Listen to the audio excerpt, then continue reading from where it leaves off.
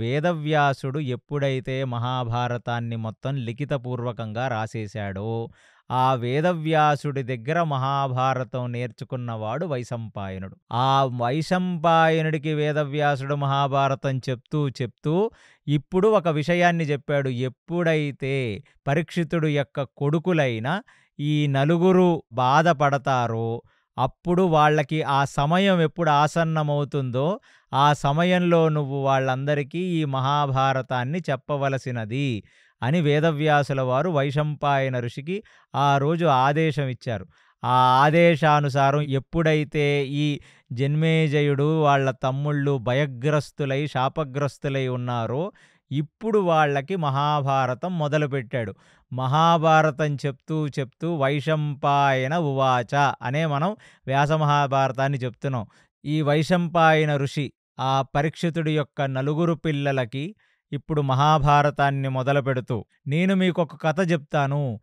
ఏ కథ వింటే భయానికే భయం పుడుతుందో, ఏ కథ వింటే భయమే భయపడుతుందో, అలాంటి గొప్ప 5గురు సింహాల కథ.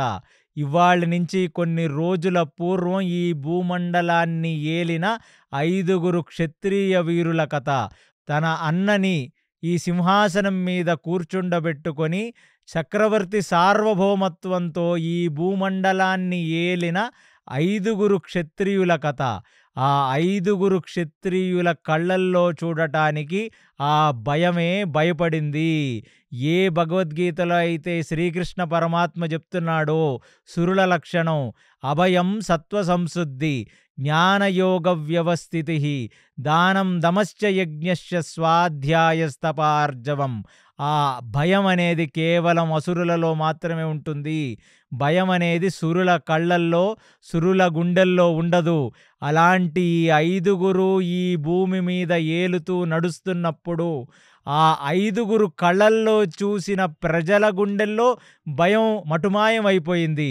ఈ 5గురు ఉంటే చాలు, మమ్మల్ని యముడు కూడా ఇక్కడి నుంచి తీసుకువెళ్ళలేడనే ఒక సురక్షిత భావంతో ఈ భూమండలంలో జనులంతా బ్రతికారు.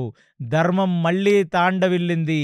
ఈ 5గురు కలిసి నలుగు దిక్కుల్లో పాలిస్తున్న అసుర రాజులందరినీ సంహరించి ఆ శ్రీ మహావిష్ణువు ఆజ్ఞానుసారం ఈ భూమిని ఏలుతున్న ఈ 5గురు క్షత్రియుల కథ నేను మీకు ఇవాళ చెప్తున్నాను.